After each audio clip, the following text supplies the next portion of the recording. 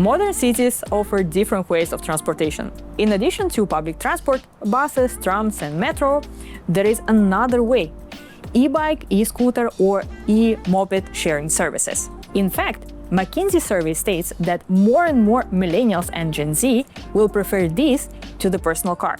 And for me, it's quite easy to see why. E-mobility helps me to be sustainable, avoid traffic jams, find parking spots easy, and also pay just for the rides I make. What is more, cities invest in charging and road infrastructure, making the use of e-mobility as comfortable as never before.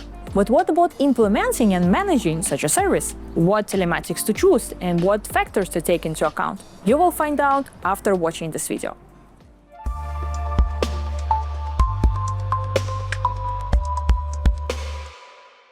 Unlike any other fleet owner, e-sharing service can't operate without telematics. Traditional car rentals have physical offices where you can pick up and leave the car, do the paperwork, pay your security deposit. E-sharing companies work in a completely different way. In most cases, e-sharing companies use free-floating model. It means that you can pick up and leave your e-transport almost anywhere across the city. It means that e-sharing needs to manage all the operations remotely, starting from the map of available transport and up to engine, speed control, and maintenance monitoring. So, what the telematics device should be for such a type of service? E-mobility tracking device should have a wide voltage range, because there is always a risk of overvoltage if you're working with electric fleets.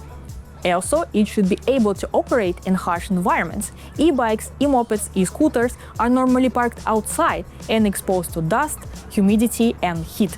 We considered those factors while working on FTC and FTM305. These devices have from 10 to 97 voltage range and are provided an IP67 rated casing. Also, they can read crucial CAN parameters like battery level, ECU status, and error codes to plan timely maintenance. What is more, let's not forget about eco-driving and fall-down detection scenarios. They allow to detect crashes and also build a driver score.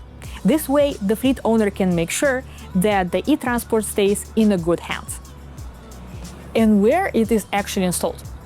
When you take an e-bike or scooter for a ride, normally you don't notice a tracking device because it is hidden inside the frame to protect it from weather and malicious activities.